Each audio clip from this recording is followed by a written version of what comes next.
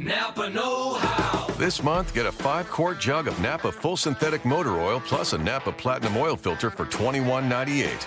That's a pretty unbelievable deal. But trust us, it's totally real, but only for a limited time.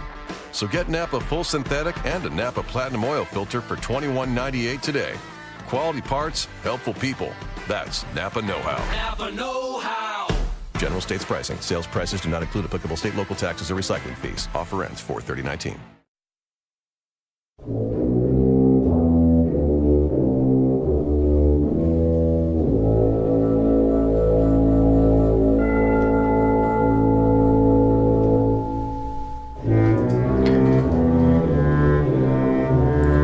Welcome to Mysterious Goings On. I'm J. Alexander Greenwood. You can call me Alex. Every week we're going to be talking about writing mystery, thriller, suspense, horror, and other genre fiction. We'll talk about a lot of writing-related topics as well as interviews. We'll have some guests, and we'll do some stuff that has nothing to do with anything really, but just seems kind of fun to me and hopefully fun to you and other listeners. A little about myself. I'm the author of several mystery, thriller, horror tales, most prominently the John Pilate mystery series, which you can find out a lot more about it at pilatescross.com, and that's pilatescross.com. That's my mothership, so to speak. And I have a Facebook page, and of course you can find me on Amazon, Smashwords, iBookstore, Barnes & Noble, you name it, the books are available. I've also written some short stories, and you can find those as well. And here on this particular show, I think we're going to have some fun and actually provide you with some recordings of those particular stories, as well as stories from some of my friends, my fellow authors. Again, as I said, we'll have some interviews and some guests, and it won't just be me blathering on at you every week. So I thought just to kind of get things moving, and hopefully not to scare you away, I was going to include a recording I'd done previously of the prologue of my first book, Pilate's Cross, with the warning that it was my first book. It started off, though, pretty well, and it led to a series that has so far had 5 volumes. So, must be doing something right there. But again, I hope you'll join us every week, and you'll subscribe on iTunes to this show. And you'll get a hold of me. I'm on Twitter at @A_Greenwood. We'll also pick up some ways you can reach me by email and some other stuff too. Probably the quickest way is through Twitter, or if you go to Facebook and look up John Pilate Mysteries, you can find me there pretty quickly. And we'll getting some listener feedback there. Of course, if you are a writer or want to be a writer or just a genre lover and you want to get on the show, that'd be great. We'll work into that. But for now, why don't we just enjoy the prologue to Pilate's Cross with a little show I've done previously called In the Beginning, which is a look at the beginnings of some of my books. All right. Well, again, I'm J. Alexander Greenwood, and I welcome you to Mysterious Goings On. And now, Pilate's Cross.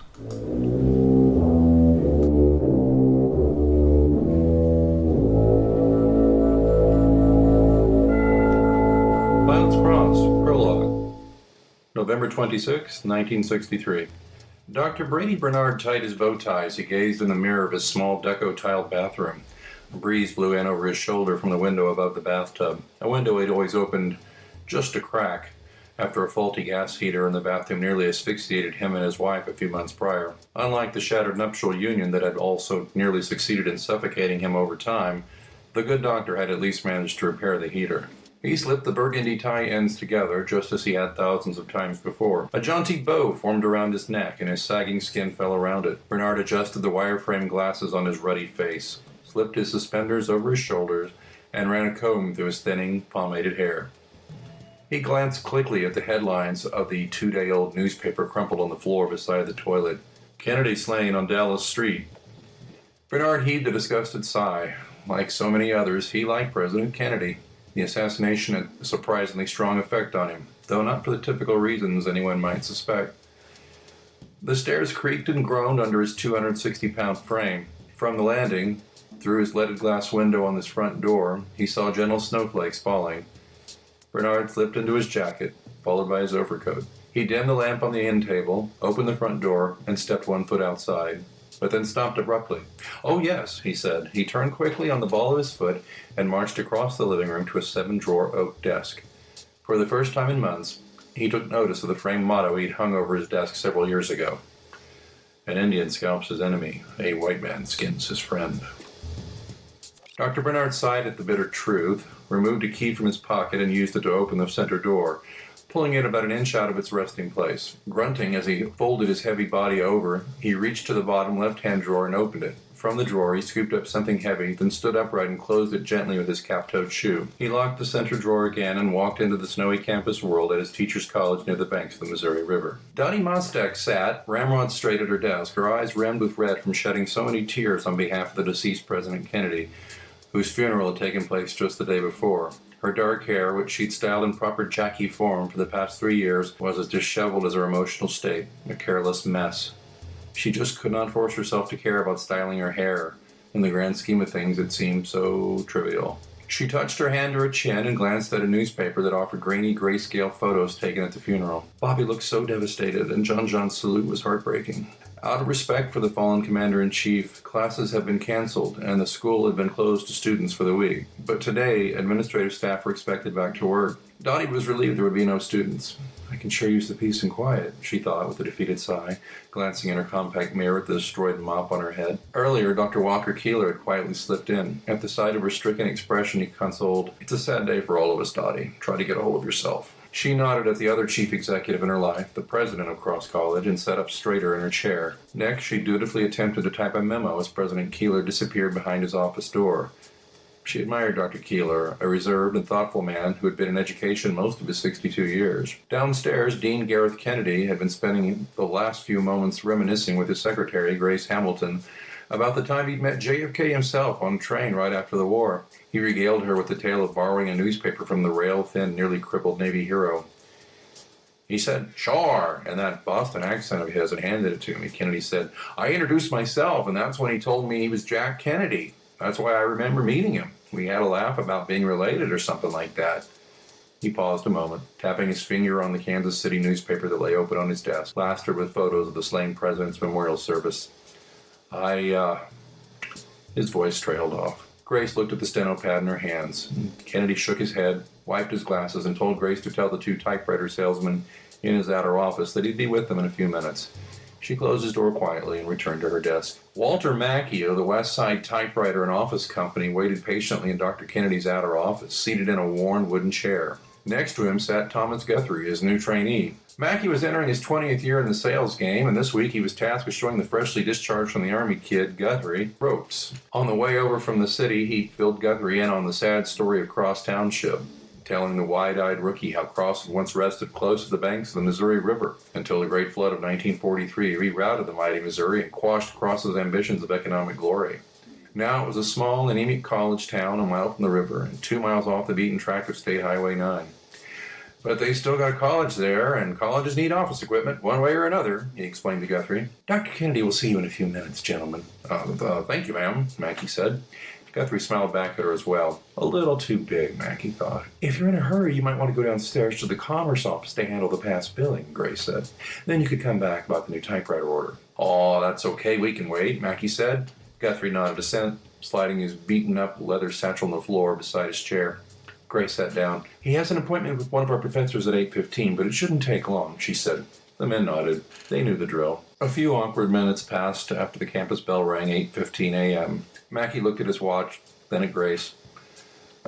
Terrible what happened in Dallas," the salesman said, trying to make conversation. Guthrie nodded in silent agreement, his face grim. "Yes," Grace said. She was a picture of efficiency, and any grief she had for President Kennedy, or nearly any emotion at all, was reserved for her husband and dog to see. Mackey was not one to be ignored, however, which served him well in the sales business. "Just awful. I'm glad they got that bastard Oswald," Mackey said. Grace jumped a bit at bastard. "Oh, sorry, ma'am, pardon my French, but the whole thing's just so upsetting." Grace stood and offered a simple yes. She looked back at her boss's door. "Perhaps Dr. Kennedy can see you, since Dr. Bernard seems to be running late today," she offered, wanting to get them out of her lobby so they'd stop distracting her from her work. She knocked quietly at his door and slipped in. Mackey and Guthrie stood up and took a step toward Kennedy's door. The double doors rattled as a tall, portly man in a snow-speckled overcoat barreled into the outer office. He eyed the two men for a second and said, "I'm first. I have an appointment." Grace returned from Kennedy's office. "Oh, Dr. Bernard," she said, not looking him in the eye. "Dr. Kennedy is ready to see you and has been expecting you. Please go on in." Bernard nodded and walked past Grace and the salesman. He quietly closed Dr. Kennedy's door behind him. Mackey whistled. "Boy, that's a friendly fellow, huh?" he said. Grace looked at her desktop as if to make it clear she wasn't there to make excuses or explanations for anyone. "Dr. Bernard has been... well," she cleared her throat and leaned forward toward the men. In turn, the salesman leaned toward her in the creaky old chairs, eager to hear some rare gossip from the usually sphinx-like Grace. She had just opened her ruby-red lips to speak when the air in the room crackled with an explosive series of 5 sounds. Mackey froze. Grace jumped. Guthrie launched from his chair. "Was that, gunshots?" he said. Dr. Kennedy's office door opened, and Bernard calmly strode into the outer office, closing the door behind him with his left hand, holding a distinctive German Luger pistol that was partially obscured under his coat with the right. A sickening, sulphurous smell followed him. Guthrie started toward the professor, but Bernard raised the gun at the veteran, and the next instant his left hand instinctively jolted toward his eyeglasses, which had faint red specks on the lenses. Everyone froze for a bizarre 2 seconds of silence before Bernard walked past them into the hallway. Grace rushed to Kennedy's door and saw him splayed like a marionette with clipped strings on the floor beside his desk. His head rested at an odd angle of contortion against a radiator on the wall. He had a small, almost bloodless hole above his right eye. In contrast, a jagged crevasse where his nose was supposed to be bled like an open floodgate down his face, crimson staining the white, starched collar of his shirt. His right hand was also bloody and mangled. The bullet had obviously torn through it when he tried to cover his face in self-defense. Droplets of blood covered the photo of President Kennedy on the newspaper lying across his desk. "He's been shot!" Grace choked out, stating the obvious.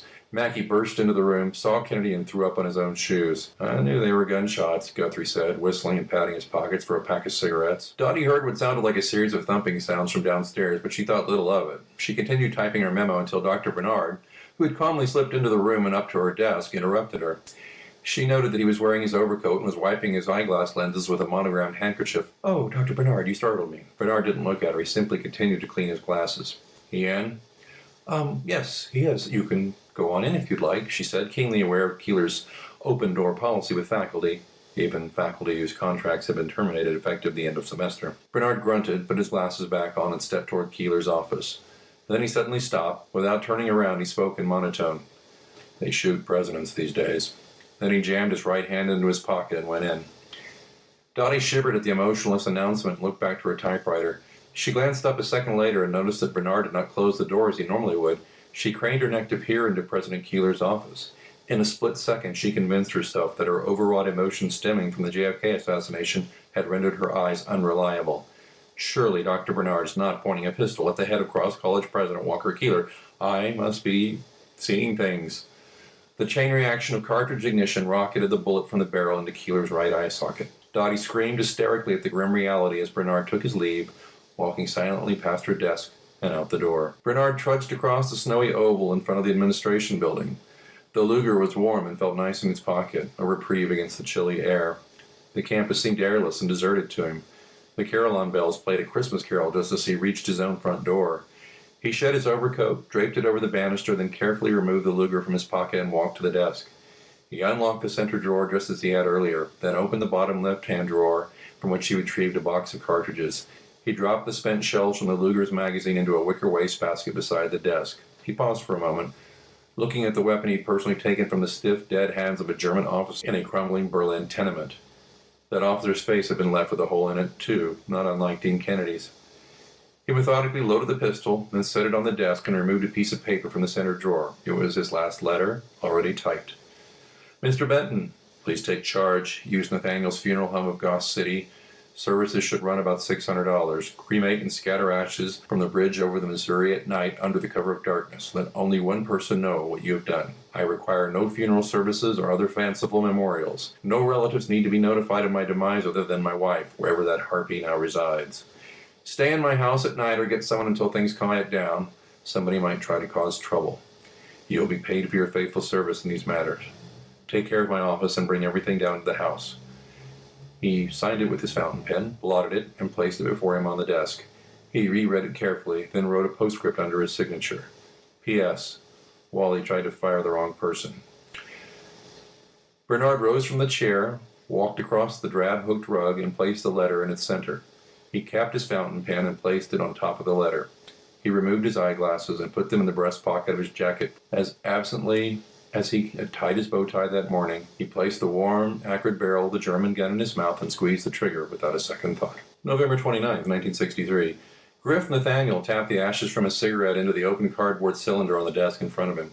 The cigarette ash was finer and darker than the mortal remains of Dr. Brady Bernard, which had the appearance of fireplace ash mixed with chips of rock. The chips were not rocks at all, of course, but the remnants of the departed Bernard's bones. All men are cremated equal, he said aloud, smiling and remembering the joy the distasteful but clever pun had brought to his father, Martin. He leaned back in his chair, swinging his feet on the desk of the funeral home, with the pre-assassination issue of Life magazine resting on his knees. He had known the late Dr. Bernard from his psychology class. He remembered the man as a boring lecturer who would intentionally drop pencils so he could sneak peeks up the front row of co-ed skirts. Griff always thought it was funny that the strangest prof on campus taught psych. The old bird's wife had left him a few months prior, and word around campus was that Bernard's boss, Dean Kennedy, had the okay from President Keeler to fire him. Griff leaned forward, exhaling smoke and stubbing the cigarette out in the small pan spirited from the embalming table. Life flopped to the morgue floor as he reached for the town's twice-weekly newspaper, the Cross Courier. He scanned the paper.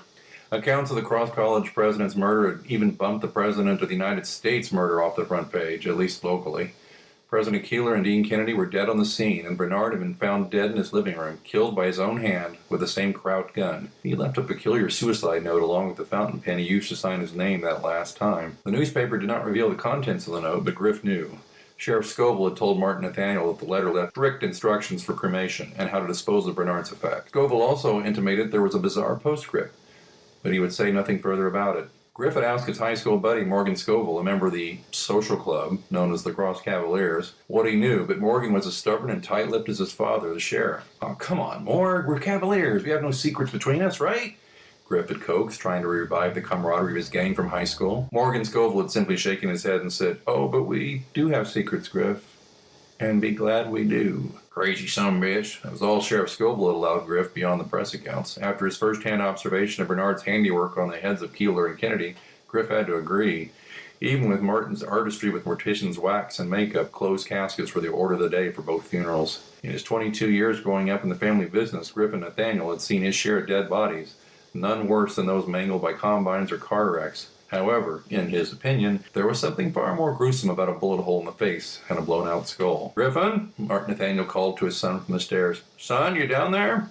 "Yes, Dad," Griff said, waving at the smoke in the air. Martin descended the stairs looking paler than usual. Admittedly, the man could have walked right out of Central Casting to play the part of a mortuary director even on his best day. But on this day, he looked flushed, perhaps even ill. His thin fingers nervously smoothed his black frock. "Where's Dr. Bernard?" he said in a way that always referred to the deceased, regardless of whether they were on the exam table or in a jar.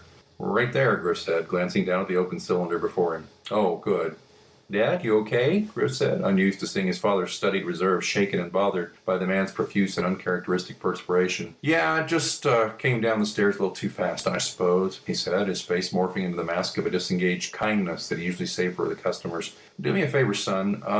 I need you to go to the bank and deposit this check from the Harrisons. I have a feeling we shouldn't hold on to it for too long." Griff thought it an unusual request, as the Harrisons had always been a local farm family in the area since the days before Moses, and they had always paid their bills. Sure, Dad," Griff said, pulling his jacket on and carefully nudging the Life magazine under the desk with his foot. He took the check from his father's bony hand. "Thank you, son. I'm gonna seal up Dr. Bernard." "His wife gonna claim him any time soon?" Griff asked, halfway up the stairs. "No," Martin said without turning away from the open cylinder.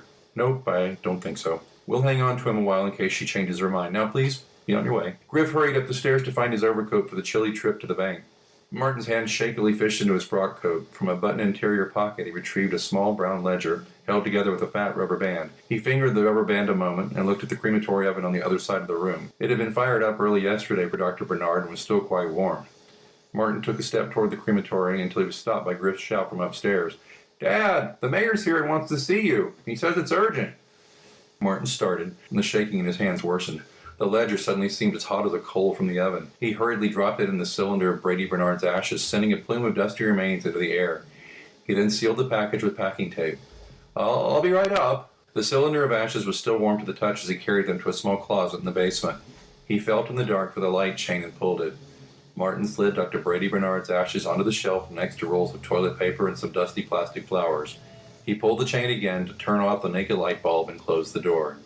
As he climbed the stairs to the parlor, the unmistakable voice of Mayor Ollie Olafson greeted him. Marty, we need to talk. That was the prologue for Pilate's Cross, Washing Your Hands of Murder Isn't Easy by J. Alexander Greenwood. If this reading interested you in reading more, please feel free to get the ebook or the paperback from pilatescross.com, amazon.com, Barnes & Noble, Kobo, Apple iBookstore, and many other places. But for general information, please visit my blog, Clues, at pilatescross.com. Napa know-how. It's Love Your Car Month at Napa. And to show your car the love, get a Napa bucket for $2.99 and save 20% on almost everything you can fit inside, like car wash, car wax, and tire shine. So save some cash and look good doing it by getting 20% off with the Napa bucket. Quality parts, helpful people. That's Napa know-how. Napa know-how. At participating Napa Auto Parts stores, exclusions apply. Minimum 3 items may not be combined with other offers. Offer ends 4/30/19. Don't miss today's Saturday Steal at Old Navy. Dresses just $8 for women, $6 for girls. Plus, today's the last day to get women's and girls' tanks for $2 and men's polos for $5 at Old Navy and OldNavy.com. Valid 4/20. Select styles only. Limit 5 tanks.